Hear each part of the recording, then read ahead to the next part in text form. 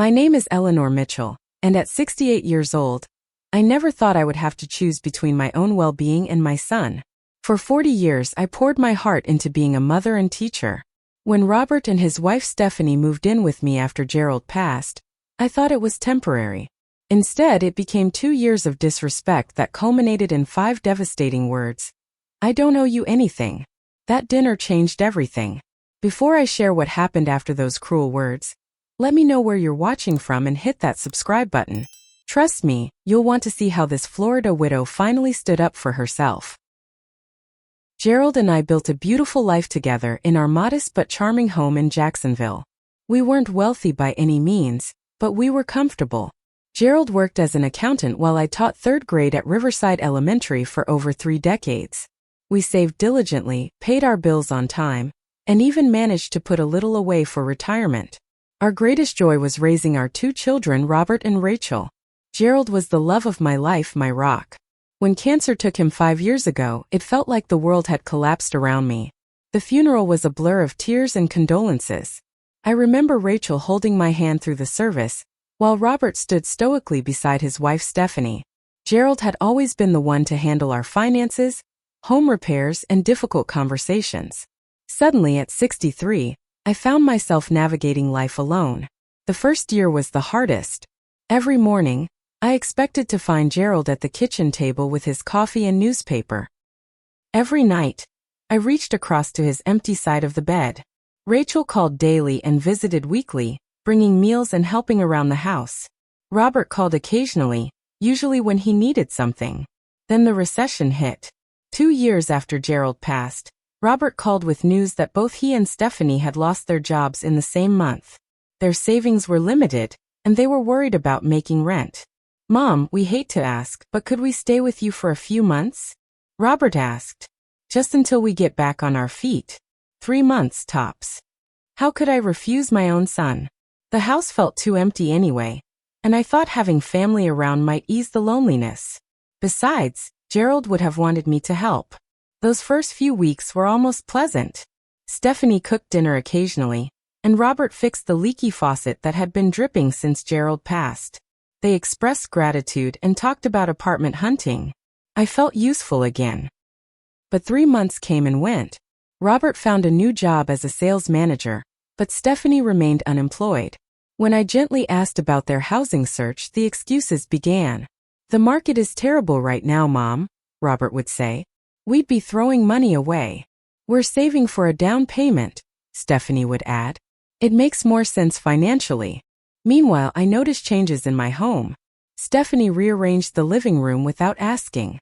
My cherished family photos were moved to make room for their modern art prints. They took over the garage for storage, forcing me to park on the street. The guest bedroom and bath became exclusively theirs, with their toiletries and belongings spreading throughout the house. 6 months turned into a year. My best friend Martha noticed the shift before I fully admitted it to myself. Ellie, honey, they're taking advantage of you, she said during our weekly coffee date. When was the last time they contributed to groceries or utilities? I defended them weakly, but Martha's words stayed with me. I began noticing more. How Stephanie complained about my outdated kitchen while buying expensive new clothes. How Robert purchased a new car while claiming they couldn't afford rent. How they went on weekend trips while I paid for all household expenses. When I mentioned utility costs rising, Robert dismissed my concerns. Mom, you'd be paying those bills anyway. We're family. Why are you nickel and diming us? That stung. I wasn't trying to be petty. My teacher's pension and Gerald's life insurance provided a comfortable living, but not an extravagant one. I had planned to travel in my retirement, to see the places Gerald and I had dreamed about visiting together. Instead, I was subsidizing my adult son's lifestyle. My daughter Rachel noticed too. During her visits, I could see her growing frustration with her brother. They're taking advantage of you, Mom, she said after observing how Robert spoke to me. Dad would be furious. But what could I do? Kick out my own son? The thought filled me with guilt. What kind of mother turns her back on her child? Gerald and I had always taught our children that family supports each other. I kept hoping Robert would realize the situation wasn't fair and make changes on his own. By the 18-month mark, I felt like a guest in my own home. I asked permission to use the television in the living room. I tiptoed around in the mornings to avoid disturbing them. I stopped inviting Martha over because Stephanie made comments about the old ladies' club within earshot. The final straw came when I overheard them talking late one night. I hadn't meant to eavesdrop, but their voices carried down the hallway as I returned from the kitchen with a glass of water. "Once the house is ours, we can finally renovate this place," Stephanie was saying. "Knock down that wall, update the kitchen." "Mom's not getting any younger," Robert replied. "And the house will be part of the inheritance. We just need to be patient." I stood frozen in the hallway, water glass trembling in my hand. They were waiting for me to die. My son was counting on inheriting my home while I was still living in it. Tears burned my eyes as I silently returned to my bedroom. That night I couldn't sleep. I stared at Gerald's photo on my nightstand and whispered, "What would you do?" I could almost hear his voice. "Ellie, you deserve better." As the second year of their temporary stay began, I found myself retreating to my bedroom more often. It was the only space that still felt like mine. Even my kitchen had been overtaken, with Stephanie complaining about my ancient appliances while filling the cabinets with specialized gadgets I didn't know how to use. One Tuesday morning, I woke to find Stephanie had rearranged my pantry. "I couldn't find anything in that mess," she explained when I asked why. "You should be thanking me." I bit my tongue and thanked her, even though it took me weeks to figure out where everything was.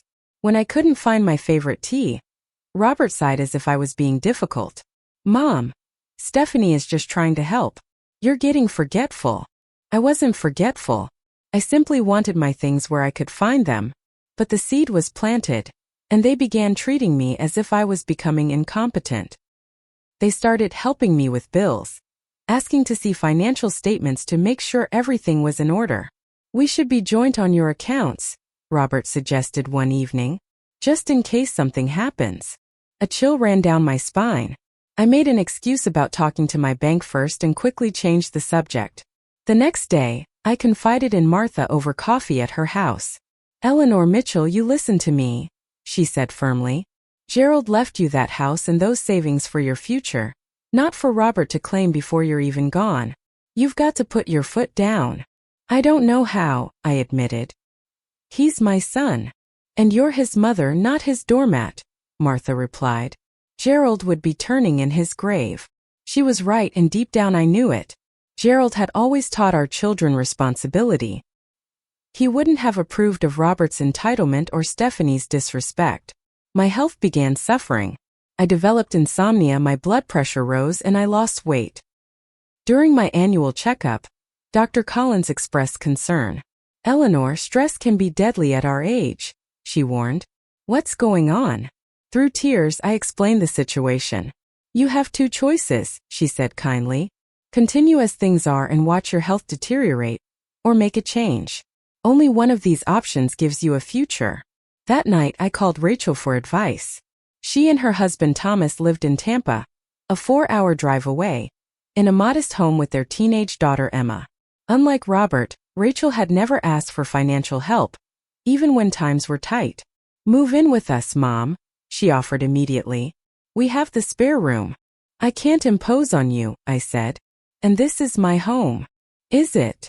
Rachel asked gently. "Or has it become Robert's?" Her question haunted me. The next day, I visited a lawyer named Patricia Winters, a no-nonsense woman in her 50s who specialized in elder law. I explained my situation, half expecting her to tell me I was overreacting. Instead, she nodded with understanding. "Mrs. Mitchell, your story is unfortunately common. Children feeling entitled to their parents' assets is something I see weekly. What are my options?" I asked. "It's your house and your money," she stated plainly. "You can ask them to leave.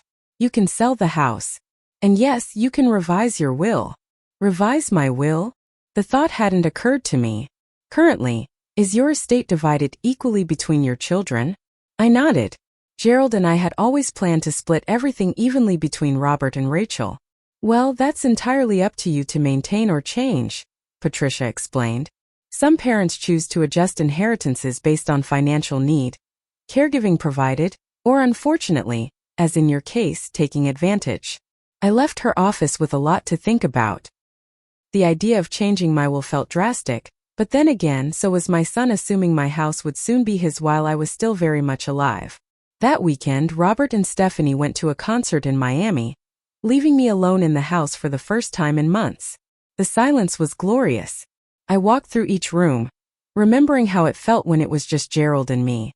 I looked at our photos, touched his favorite reading chair, and made decisions. Monday morning, I called a real estate agent named Michael Santos. By Wednesday, he had walked through the house and given me his assessment. The market in this area is hot right now, Mrs. Mitchell. Despite needing some updates, you could list significantly above what you and your husband paid. I expect multiple offers, possibly above asking price. For the first time in 2 years, I felt a spark of hope. I asked Michael to keep our conversation confidential for now, and promised to be in touch soon. Next, I visited my bank and spoke with a financial advisor. I learned that with the proceeds from the house and my existing savings, I could comfortably afford a nice apartment or condo, with plenty left for travel and enjoying my retirement. I opened a new account at a different bank, one Robert didn't know about. Then I returned to Patricia's office and revised my will. The process was emotional but empowering. I didn't cut Robert out entirely, but I made significant changes that reflected the reality of my relationships with my children. Through all of this, I maintained a facade of normalcy at home. I continued making meals, doing laundry, and listening to Robert and Stephanie's complaints. But inside I was changing. Each dismissive comment strengthened my resolve.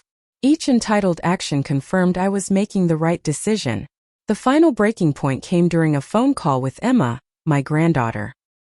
At 16, she was saving for a car and had taken a weekend job at a local cafe. "Grandma, I'm so excited. I've saved almost $2,000 already." "That's wonderful, sweetheart," I said, genuinely proud of her work ethic. Robert, overhearing from the couch, snorted. "2,000? That won't get you much. You should ask Grandma to chip in. She's sitting on a gold mine here." I froze, phone in hand, as Emma stammered uncomfortably. After finishing the call, I confronted Robert. That was inappropriate. Emma is working hard and learning responsibility. He rolled his eyes. "Mom, you're so old-fashioned. Why should she struggle when you have plenty to share? It's not like you need all this money at your age." "What exactly do you think I need at my age, Robert?" I asked quietly. He shrugged. "You know, the basics. Food, utilities, maybe some gardening supplies." Meanwhile, Emma needs a car, Stephanie and I could use a vacation, and this house needs renovations. It's about priorities. In that moment I saw my son clearly. This wasn't the boy Gerald and I had raised. This was a man who viewed me as nothing more than a resource to be used and a house to be inherited. "I see," was all I said. That night I emailed Michael Santos. "I'm ready to list the house," I wrote. "How soon can we start?" The last Sunday of every month was our family dinner tradition. Rachel and Thomas would drive up from Tampa with Emma, and we'd all gather around my dining table. These dinners had become increasingly tense over the past year, with Rachel barely concealing her disapproval of Robert and Stephanie's living arrangement. This particular Sunday in June was sweltering, typical Florida summer weather. I had spent the morning preparing all of Robert's childhood favorites: pot roast, mashed potatoes, green bean casserole, and apple pie. Old habits die hard, I suppose, even when you're planning to upend someone's world. By 4 o'clock, Rachel's family had arrived. Emma immediately showed me photos of the used cars she was considering, while Thomas helped me carry drinks to the patio. Rachel hugged me tightly, holding on a moment longer than usual.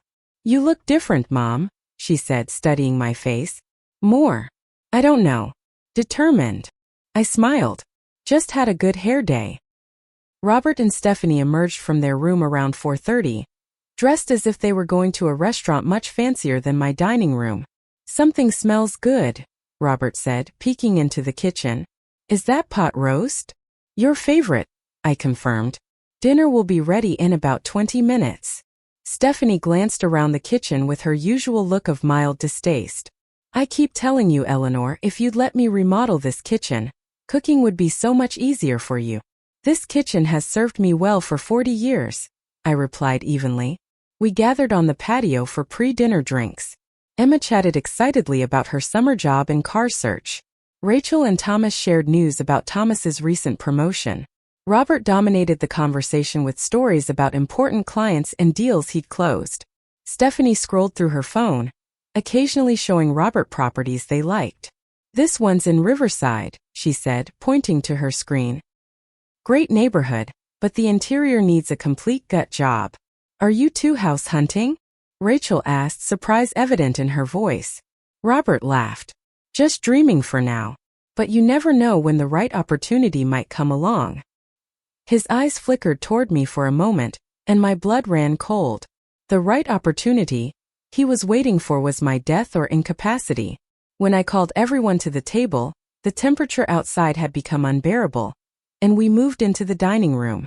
I'd set the table with my best china, the set Gerald had given me for our 30th anniversary. As we ate, the conversation remained superficially pleasant, though I noticed Rachel watching me with concern. Halfway through dinner, the mail carrier delivered the day's mail through the slot. Several envelopes fell to the floor near the door. "I'll get that later," I said. Robert stood up. "I've got it, Mom." He collected the mail and sifted through it before setting the stack beside his plate. Bill, junk. "Oh, here's another mortgage statement." I reached for it, but he held it just out of reach, glancing at the amount due. "You know," he said casually, "you should really just pay this off. The interest is a waste of money when you're sitting on savings." "I prefer to keep my savings liquid," I replied, using Gerald's favorite phrase. Robert scoffed. "That's old school thinking, Mom. Money sitting in a savings account is actually losing value due to inflation. You could pay off the mortgage and still have plenty left." "Robert, that's none of our business," Rachel interjected. "It is when we're the ones dealing with it after she's gone," Stephanie said, then quickly added. "Which won't be for a long time, of course." The room fell silent. Emma looked uncomfortable, while Thomas studied his plate intently. "Is that how you see me?" I asked quietly. "As a financial obligation you'll have to deal with?" "Mom, that's not what Stephanie meant," Robert said dismissively. "We're just thinking practically. Dad would want us to help you make sound financial decisions." "Don't tell me what your father would want," I said, my voice sharper than intended. "Gerald believed in independence and respect." "And we respect you," Robert insisted. "But let's be realistic. You're getting older, this house is getting older, and there are smart decisions to be made." "Such as?" I prompted. "Such as paying off the mortgage instead of leaving us to deal with it. Such as updating this place so it maintains its value. Such as recognizing you don't need a 4-bedroom house anymore." His voice grew louder with each point. "Robert," Rachel warned. But he wasn't finished. The frustration he'd apparently been harboring burst forth like a dam breaking. "I don't know why you're being so stubborn. You're sitting on a pile of money while living in the past. This house is falling apart, your furniture belongs in a museum, and you act like we're criminals for suggesting improvements." I sat perfectly still, hands folded in my lap. "We've put our lives on hold for 2 years to help you," Stephanie added. "The least you could do is consider our input." "Put your lives on hold?" Rachel repeated incredulously. "You've been living rent-free in Mom's house." "We've been taking care of her," Stephanie shot back. "By doing what exactly?" Rachel demanded. "From what I can see, Mom still does all the cooking, cleaning, and pays all the bills." "We don't owe you an explanation," Robert snapped at his sister. "You swoop in once a month for dinner, and think you understand the situation?" "I understand that you're taking advantage of Mom," Rachel said firmly. Robert slammed his hand on the table, causing the dishes to rattle. He turned to me, face flushed with anger. "This is the thanks I get? For everything I've done? Fine. Let me make something crystal clear, Mom. I don't owe you anything. Not my time, not my gratitude, nothing. You chose to have children. That was your decision, not mine." The room fell deadly silent. Emma looked close to tears. Thomas placed a protective arm around Rachel, who appeared ready to launch herself across the table at her brother. I stood up slowly, napkin placed carefully beside my plate. "Excuse me," I said quietly and walked to my bedroom. I closed the door and sat on the edge of my bed, the bed Gerald and I had shared for decades. I could hear raised voices from the dining room, Rachel and Robert arguing, Stephanie's shrill interjections, Thomas's calmer tones trying to mediate. "I don't owe you anything." The words echoed in my mind. After all the sleepless nights, the bandaged knees, the college tuition payments, the wedding we'd helped pay for, the countless sacrifices both small and large, my son believed he owed me nothing. I picked up Gerald's photograph from my nightstand. "You were right," I whispered to his smiling face. "It's time."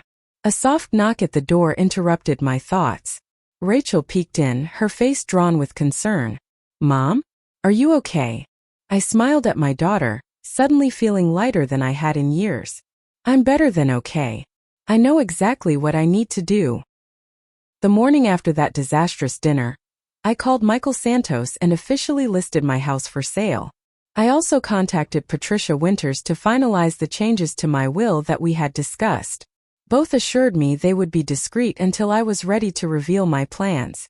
"The photographers can come tomorrow while your son and daughter-in-law are at work," Michael suggested. "We'll have the listing live by the weekend." Rachel called that evening, still upset about Robert's behavior. "I've never been so angry," she fumed. "How dare he speak to you that way after everything you've done?" "It was clarifying," I admitted.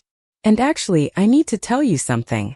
I explained my plan to sell the house and my decision to revise my will. I expected resistance or at least concern, but Rachel surprised me. "It's about time," she said.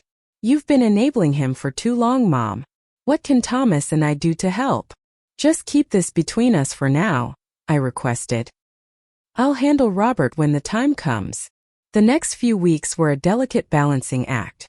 While Robert and Stephanie were at work, I allowed photographers into the house, met with stagers who gave me tips on presenting the home without actually staging it yet, and began the painstaking process of sorting through 40 years of memories. Each day while the house was empty, I packed a few precious items. Photo albums, Gerald's watch collection, my grandmother's silver. I stored these treasures in a small storage unit I'd rented near Rachel's home in Tampa. I labeled items I planned to give to each of my children and my granddaughter, separating the truly meaningful from the merely valuable. The process was both painful and liberating. Each object held memories, yet I found myself increasingly able to distinguish between the memory and the object itself. Gerald's presence wasn't in his recliner. It was in my heart. Our history wasn't in the walls. It was in the life we'd built together. Michael called 10 days after listing the house. "Mrs. Mitchell, I have great news. We've received 5 offers, all above asking price. One couple is particularly eager. They're offering $20,000 above asking with a 30-day close and flexible move-out terms."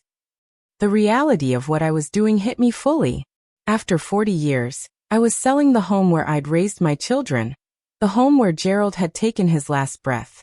For a moment, doubt crept in. "Mrs. Mitchell, are you still there?" I took a deep breath. "Yes, Michael. The couple sounds perfect. Let's proceed with their offer." That afternoon, I drove to Tampa and met with Rachel and Thomas. We discussed housing options near them, settling on a lovely senior living community that offered independent apartments and a host of amenities. "It's 10 minutes from our house," Rachel pointed out, showing me the brochure. "And Emma could ride her bike over to visit once she gets her license." I put down a deposit on a 2-bedroom unit with a small patio garden, available in 60 days. As I wrote the check, I felt a strange mixture of grief and excitement. A chapter was ending, but another was beginning. Back in Jacksonville, I continued my secret preparations. I transferred funds to my new bank account, collected important documents, and met with my doctor to ensure my prescriptions could be transferred to a Tampa pharmacy. The most difficult task was selecting which furniture to keep. The apartment was less than half the size of my house, and many of my larger pieces wouldn't fit.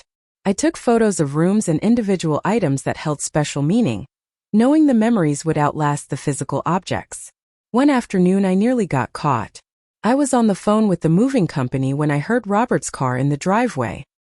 He was home unexpectedly early. I quickly ended the call and slipped the moving company's card into my pocket. "Mom," Robert called, entering the house. "Whose car was that pulling away?" "Just a neighbor dropping off some garden cuttings," I lied. hating the necessity of deception but knowing the truth would come soon enough. 2 weeks after listing the house, Michael called again. "Congratulations, Mrs. Mitchell. The buyer's financing is approved, and we're on track for closing on the 15th. 3 weeks. In just 3 weeks, I would no longer own this house." The thought was terrifying and thrilling in equal measure. That weekend, I invited Rachel and her family for an impromptu visit. While Emma and Thomas went swimming at the community pool, Rachel helped me sort through my jewelry. "Take anything that speaks to you," I told her. "I'd rather see you enjoy these pieces now." Rachel selected a few items, including the pearl necklace Gerald had given me for our 25th anniversary. "I always loved this on you," she said, holding it reverently. "It would look beautiful on Emma for her senior prom," I suggested. As we worked, Rachel noticed the jewelry boxes and empty spaces in my closet. "You're really doing this, aren't you?" she asked softly. "I am," I confirmed. "It's time for me to live my life for me." She hugged me tightly. "Dad would be so proud of you." After they left, I continued sorting and packing discreetly. I donated clothes I no longer needed to a women's shelter, gifted books to the local library, and continued moving small, precious items to my storage unit. 3 days before closing, I received the final paperwork from Patricia. My revised will now reflected my wishes. Rachel would receive 70% of my estate, while Robert would receive 30%. Additionally, I had established a separate trust for Emma's education that neither of her parents could access for any other purpose.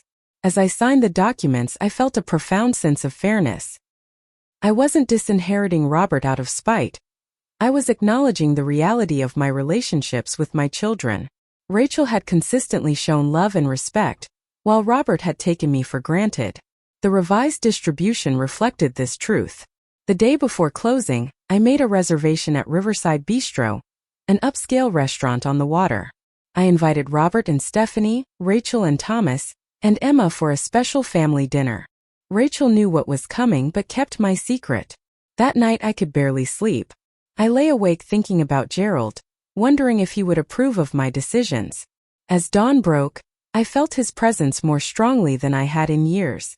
"I'm doing the right thing," I whispered to the ceiling. For the first time in months, I felt absolute certainty. Riverside Bistro overlooked the St. Johns River, its patio twinkling with fairy lights as the sun began its descent. I arrived early, securing a private corner table with a spectacular view of the water.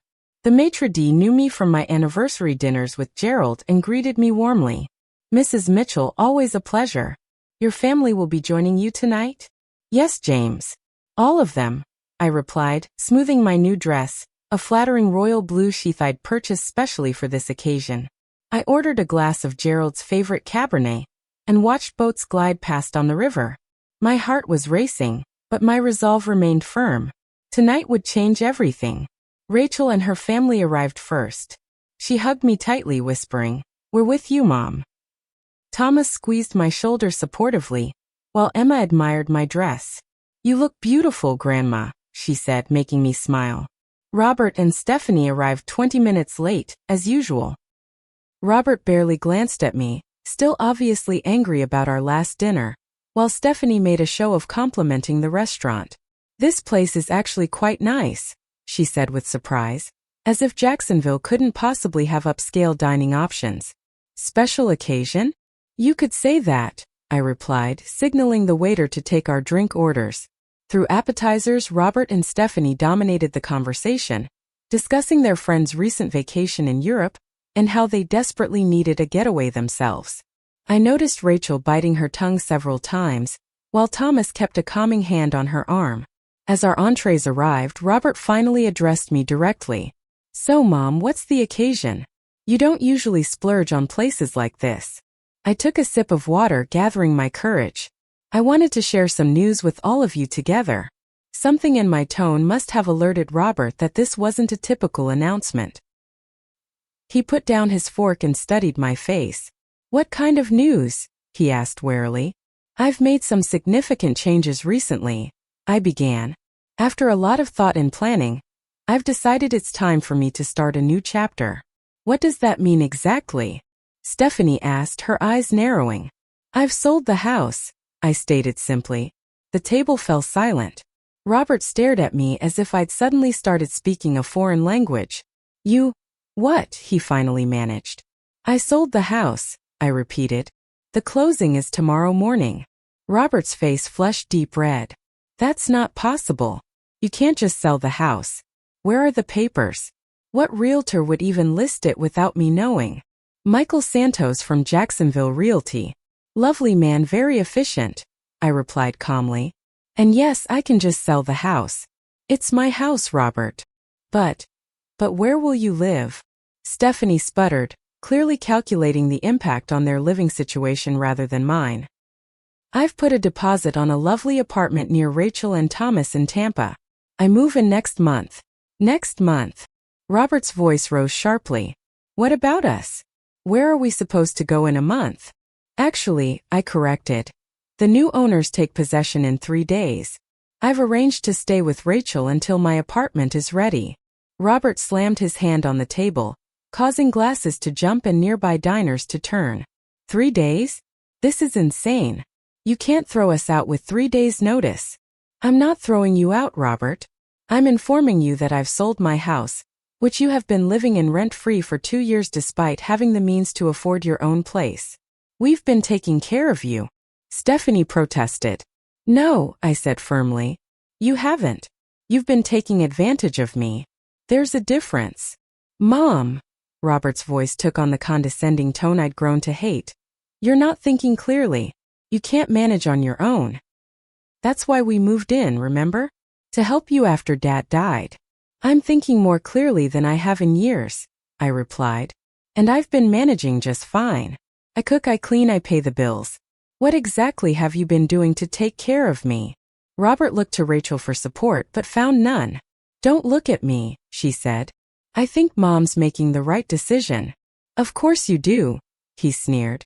I bet you put her up to this. Robert, I interrupted. This was entirely my decision. After our last dinner, when you informed me that you don't owe me anything, I realized that I needed to prioritize my own well-being. That was taken out of context, he protested weakly. Was it? You've made it abundantly clear that you view me as an asset to be managed and eventually inherited. You and Stephanie have treated my home as if it's already yours, making plans for renovations after I'm gone, while showing minimal respect for me while I'm still very much alive.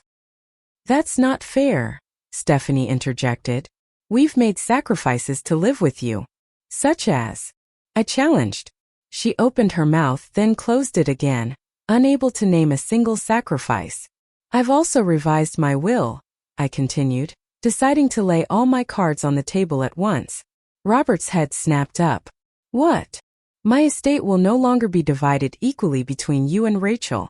I've adjusted the distribution to reflect the relationship I have with each of you. You can't do that, Robert insisted, panic edging into his voice. Dad wanted everything split equally. Your father wanted me to be respected and cared for, I corrected. And while he certainly intended to treat you both fairly, he would be deeply disappointed by your behavior these past 2 years. This is about money, isn't it? Robert accused. Rachel's been poisoning you against me because she wants a bigger inheritance. Rachel started to protest, but I held up my hand. This isn't about money, Robert. It's about respect. It's about recognizing that I'm still a person with my own life to live, not just your mother or a caretaker of your future assets. So what am I supposed to do? He demanded. Where are we supposed to go in 3 days? You're both employed with good salaries, I pointed out. I imagine you'll do what most adults do. Rent an apartment while you look for a house to buy. The money you've presumably been saving these past 2 years should provide a nice down payment. Robert and Stephanie exchanged a quick glance that told me they hadn't been saving at all. And if we refused to leave? Robert challenged. The new owners would be within their rights to have you removed, I said evenly. But I hope it won't come to that. I can't believe you would do this to your own son, Robert said, his voice breaking slightly. For a moment I saw a glimpse of the little boy I'd raised, and my heart ached. I'm not doing this to you, Robert. I'm doing this for me. There's a difference. Stephanie stood abruptly. This is ridiculous. We need to go home and figure this out. I'll give you some privacy, I said, standing as well. Rachel will drive me to her house tonight. You and Robert have 3 days to pack your belongings. Anything left behind will be donated. Mom, wait, Robert called as I turned to leave. We can work something out. We can pay rent, contribute to bills. You don't have to sell. The house is already sold, I said gently. And this isn't a negotiation. It's a notification. As I walked away, I heard Stephanie's panicked whispers and Robert's angry responses. I felt a twinge of guilt, quickly replaced by a surging sense of freedom. For the first time in years, I was taking control of my life instead of merely reacting to others' demands. Outside on the restaurant's terrace, Rachel found me watching the river. You did it, she said proudly. I did, I agreed, surprised by the steadiness of my voice.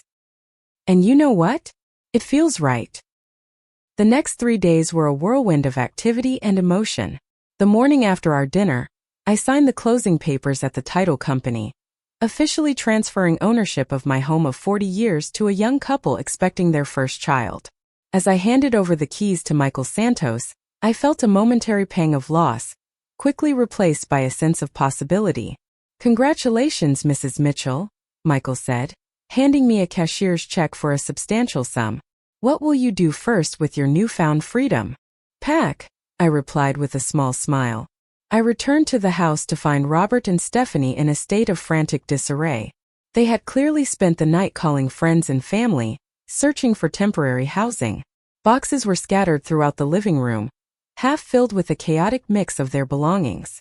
The moving truck will be here tomorrow, I informed them calmly. I've hired packers to help with my things. Feel free to use any boxes and supplies they bring. This is really happening, isn't it? Robert asked, looking somewhat shell-shocked. It really is, I confirmed. Stephanie emerged from the bedroom, eyes red and puffy. We found an extended stay hotel, she said stiffly. Until we figure something out. That sounds like a practical solution, I replied. The next 2 days passed in a blur of packing, sorting, and tense interactions. Professional movers arrived to pack my carefully selected furniture and belongings for transport to storage and eventually to my new apartment. Rachel and Thomas drove up from Tampa to help and provide moral support. Robert oscillated between anger, bargaining, and reluctant acceptance. At one point, he cornered me in the kitchen while I was wrapping dishes. Mom, I know I said some things I shouldn't have, he began. But this is extreme. We can work something out. Maybe we can buy the house from you? We can get a mortgage, pay you monthly. The house is sold, Robert, I reminded him gently. And frankly, this isn't just about the house. It's about the way you've treated me, the things you've said, the attitude you've displayed. I was frustrated, he protested. Everyone says things they don't mean when they're angry. On the contrary, I replied. I think anger often reveals what people truly mean but usually don't say aloud. He had no response to that. On the final day, the contrast between our departures couldn't have been more stark. My belongings were neatly packed and labeled, loaded carefully into a moving truck bound for Tampa. Meanwhile, Robert and Stephanie frantically stuffed clothes into suitcases and threw items into boxes, arguing constantly about what to take and what to leave. We don't have room for all this in a hotel, Stephanie snapped, gesturing at their extensive collection of belongings. This is your mother's fault. We should sue her for illegal eviction. It's not an eviction, Stephanie, I called from the doorway, making them both jump. You weren't tenants. You were guests who overstayed their welcome. As the afternoon wore on, the reality of their situation seemed to finally sink in. Robert became quieter, more subdued. I caught him standing in the backyard, looking at the oak tree where his childhood swing had once hung. I thought this would always be here, he said when he noticed me watching. I thought it would always be ours. Nothing is forever, Robert, I said softly. Not houses, not people. That's why we have to value what we have while we have it. By 7 o'clock, their rental SUV was packed to the ceiling, with more items strapped to the roof. As they prepared to leave, Robert approached me on the front porch, looking more vulnerable than I'd seen him in years. I really messed up, didn't I? He asked quietly. Yes, I said honestly. You did. Will I Will we ever be okay again? I considered his question carefully. That depends on you, Robert. I'll always love you because you're my son. But respect and trust have to be earned back. They don't just return automatically. He nodded slowly. Where will you go tonight? Rachel and I are driving to Tampa. Thomas took Emma home yesterday. So this is it, he said, looking back at the house. The end of an era. The beginning of a new one, I corrected.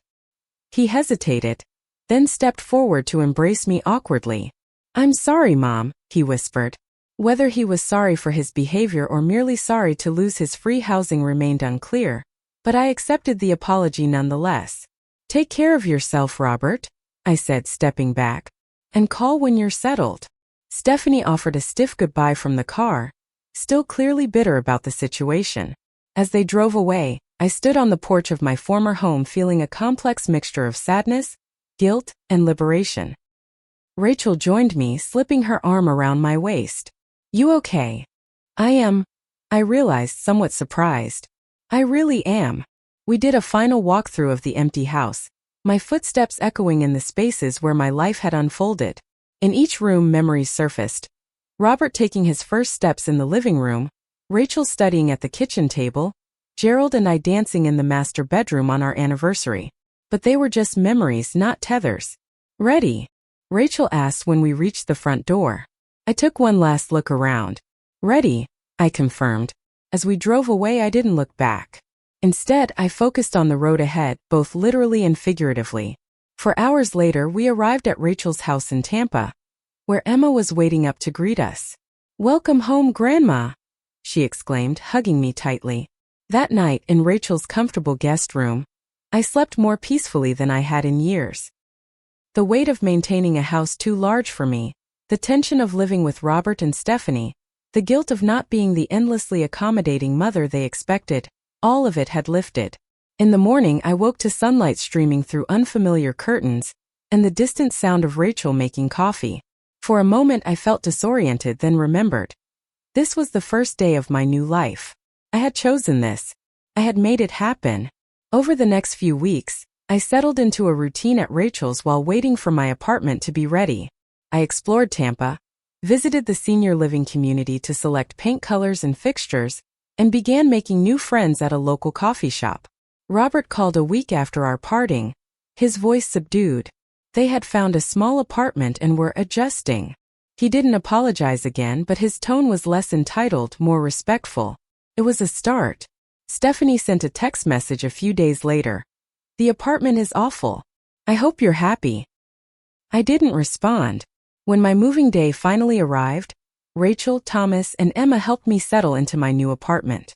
It was smaller than my house but perfectly sized for me, with modern amenities, a lovely view of a garden courtyard, and neighbors my own age who welcomed me warmly. As we arranged my favorite reading chair near the window, I felt a profound sense of rightness. This space was entirely mine, reflecting my tastes and needs. For the first time in years, I wasn't compromising or accommodating anyone else's preferences. What do you think, Mom? Rachel asked as we stood surveying the newly arranged living room. I think Gerald would approve, I said, touching the photograph of him I'd placed on the side table. He always said I was too accommodating for my own good. He was right, Rachel agreed. And I think he'd be proud of you for finally standing up for yourself. That night, after Rachel and her family had gone home, I sat on my new patio with a glass of wine, watching the sunset. My phone pinged with a text from Martha back in Jacksonville. How's the new place? Ready for visitors yet? I smiled and sent back a photo of my view. Come anytime. Guest room is ready and so am I. For the first time in 5 years, I felt truly at peace. Not because my life was perfect, it wasn't. Robert and I had a long road ahead to rebuild our relationship. I missed my old house and neighbors. I was still adjusting to life without Gerald. But I had taken control of my life instead of letting others dictate my choices. I had recognized my own worth and refused to accept disrespect, even from my own child. Most importantly, I had discovered that it's never too late to begin again.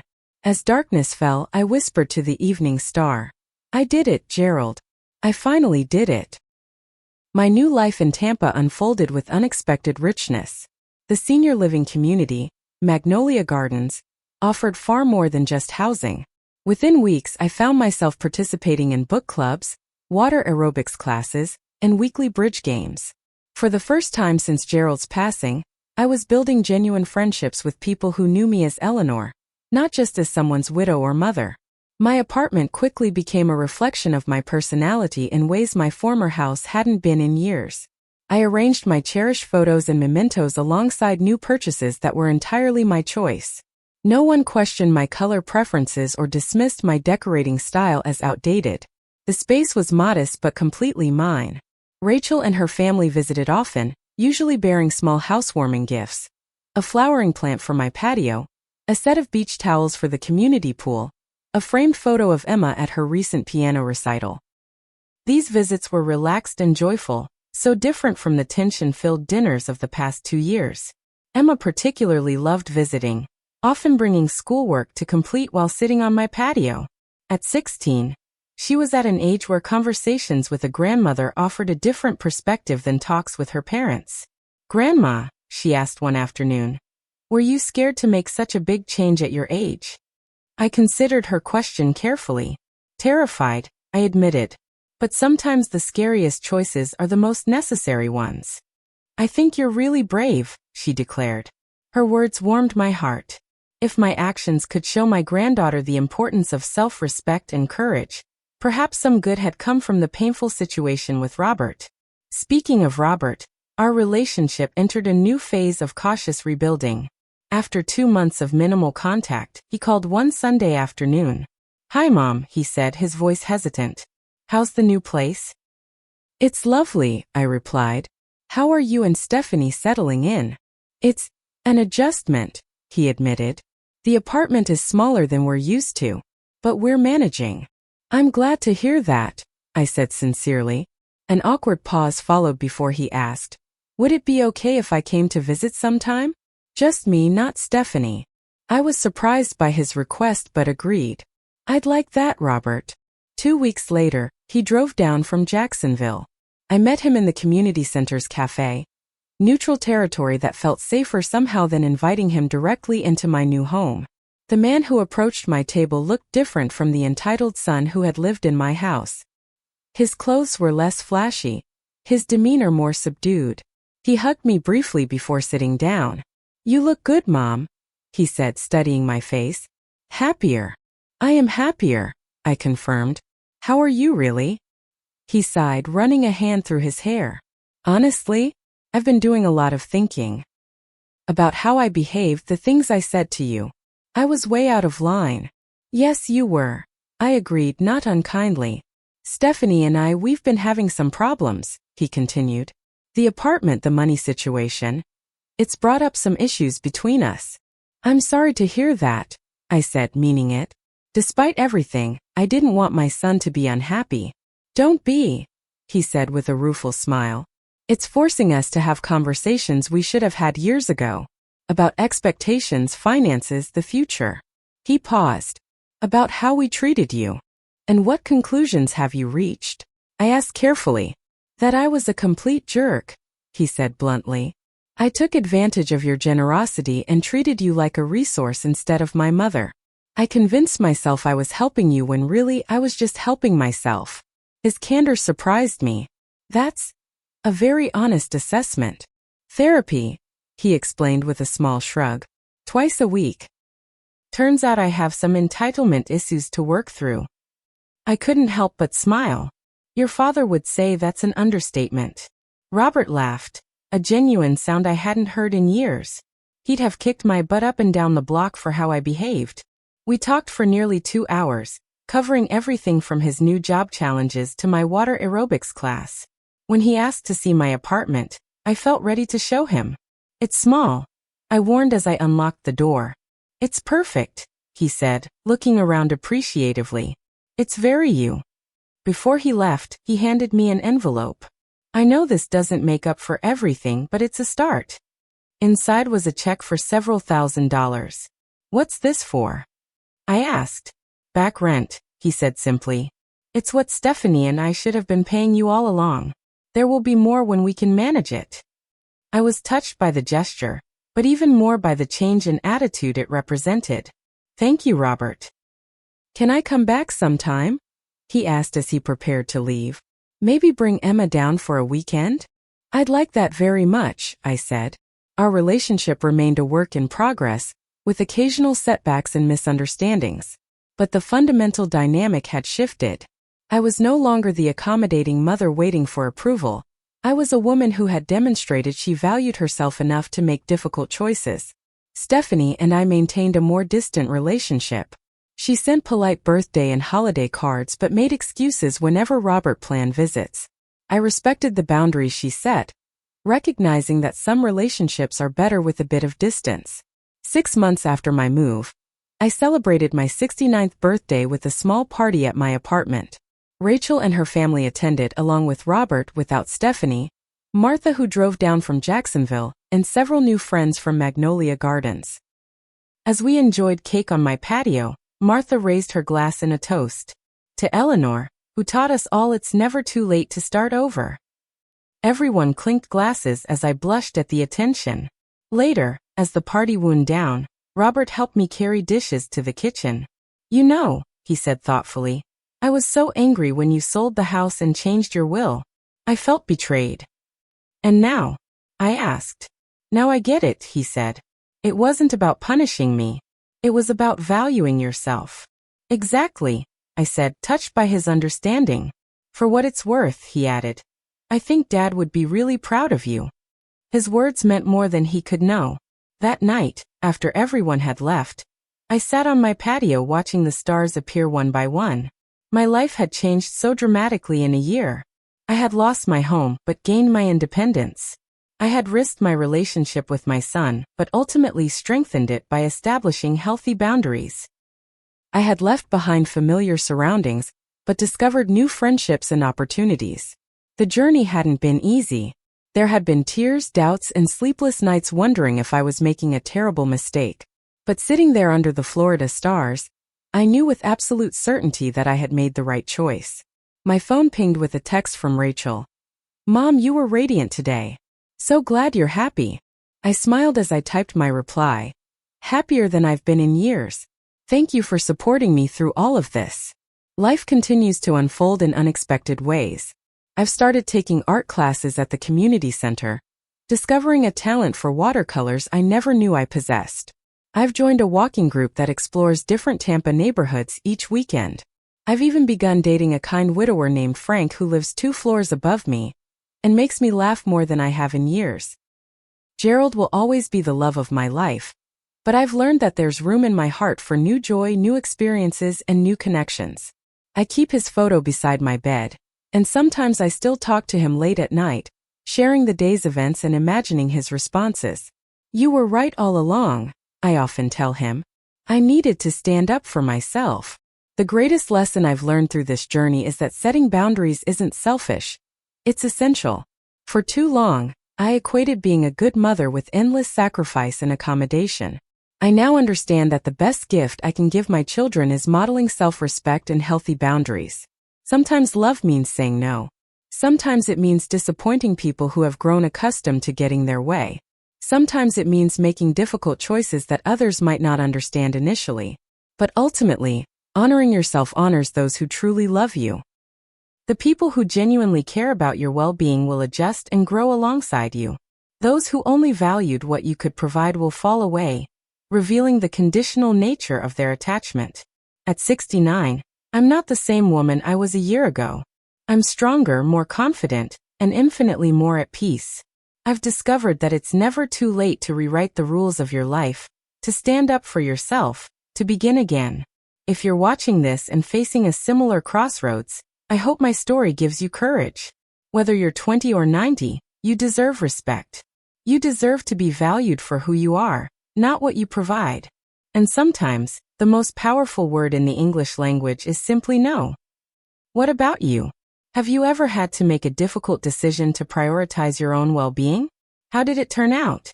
Share your story in the comments below. And if this resonated with you, please like this video and subscribe to hear more life stories from those of us who've learned our lessons the hard way. Remember, it's never too late to start writing the next chapter of your life. Thank you for listening, and I wish you the courage to make whatever changes you need to find your own happiness.